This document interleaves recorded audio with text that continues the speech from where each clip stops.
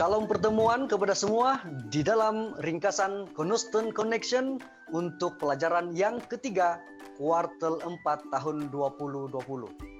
Jelas sekali penyampaian kali ini adalah berbeza daripada sebelum ini karena kesan daripada peningkatan case COVID-19. Namun ini tidak menghalang kita untuk meneruskan penyampaian ringkasan pada kali ini. Untuk pengenalan, saya Pastor Wizi Lontuni sebagai moderator dalam pelajaran kita pada kali ini bersama-sama dengan rekan-rekan saya yaitu Nodli, Ray, dan Ben. Kami akan membahaskan pelajaran ini yang bertajuk Bina Benda Itu. Untuk memulakan, mari kita dengarkan pembacaan ayat kunci kita yang akan disampaikan oleh Nodli. Salam damai dalam Kristus, sahabat-sahabat. Ayat kunci terdapat dalam Zakaria 4 ayat 6 menuliskan, "Maka berbicaralah ia, katanya, inilah firman Tuhan kepada Zerubabel bunyinya, bukan dengan keperkasaan dan bukan dengan kekuatan, melainkan dengan Rohku, firman Tuhan semesta alam." Ya, sedikit penjelasan tentang ayat ini.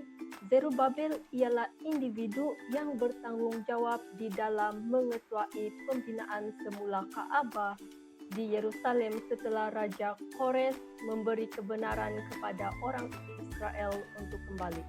Dan dalam ayat ini, penglihatan Zakaria ini memberitahu kita bahwa rencana Tuhan untuk membangun semula Ka'bah di Yerusalem itu bukanlah kerana kekuatan dan juga kuasa manusia, tetapi ia adalah daripada roh dan juga kuasa Tuhan sendiri.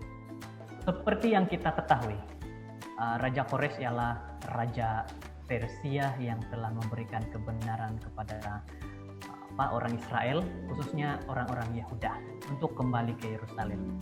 Jadi dia mengakui bahwa Tuhan Israel lah yang telah menugaskannya untuk membina semula Ka'bah Tuhan. Dalam melaksanakan ini, Zerubabel mengetuai pelaksanaan pembinaan Ka'bah itu. Selain itu, raja juga memerintahkan agar penduduk setempat memberikan perak, emas, harta benda, ternak, dan pemberian segala sesuatu sebagai pemberian sukarela. Yang lebih menggembirakan ialah Raja Kores mengarahkan agar semua perkakas Ka'bah yang telah dirampas oleh Raja Nebukadnezar dikembalikan ke Yerusalem. Semua ini kita dapat baca dalam Ezra pasal yang ke-6. Jadi secara pribadi saya dapat menyimpulkan bahwa Tuhan dapat menggunakan keadaan semasa dan mana-mana individu dalam melaksanakan rencana-rencana. Dalam cerita itu Zakaria melihat seorang yang memegang tali pengukur hendak menyekat Yerusalem. Sementara orang itu sedang berjalan, malaikat datang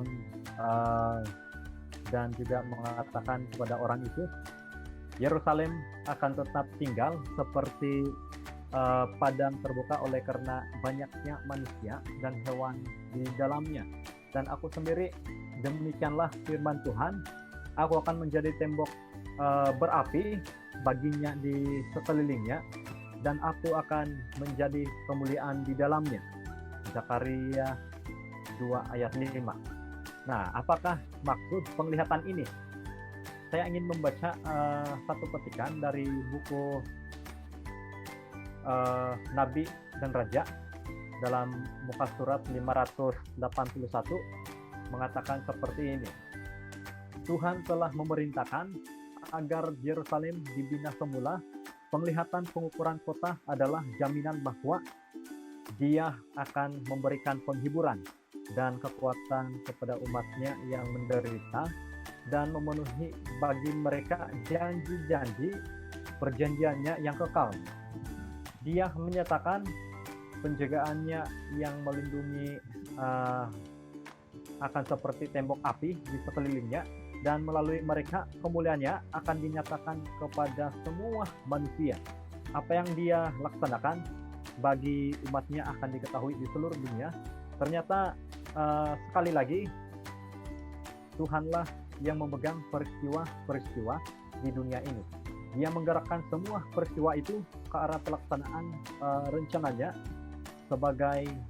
sebagaimana yang Dia sudah nyatakan kepada umatnya melalui para nabi.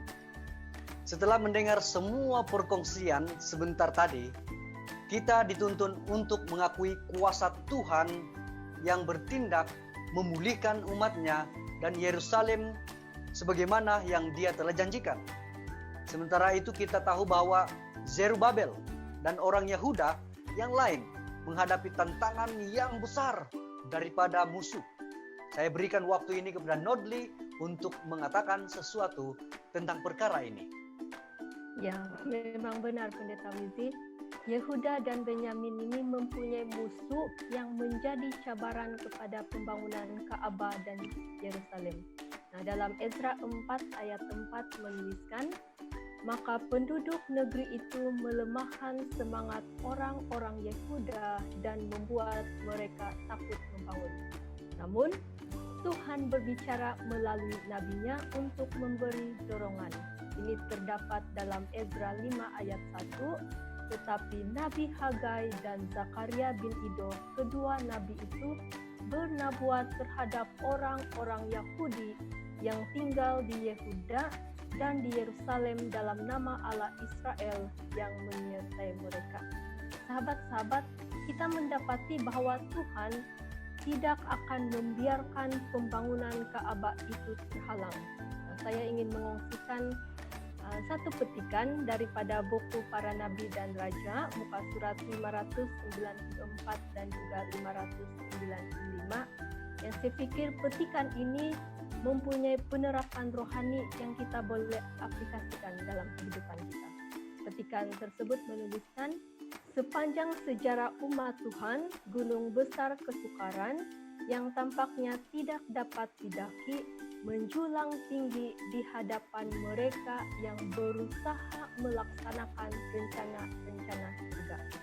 Rintangan-rintangan seperti itu dibiarkan Tuhan sebagai satu ujian iman. Bila mana kita dikurung dari segala pihak, inilah waktunya di atas segala waktu yang lain untuk berharap pada Tuhan dan pada kuasa Roh-Nya. Latihan iman yang hidup berarti satu peningkatan kekuatan rohani dan pembangunan satu kepercayaan yang teguh. Jadi semakin kita mendalami topik ini, semakin itu kita dibawa untuk melihat kesetiaan Tuhan kepada janji-janjinya. Ternyata Tuhan itu sangat setia dan juga penyertaannya ke atas umatnya. Sekarang kita tiba ke bahagian penerapan kehidupan setelah membahaskan pelajaran ini.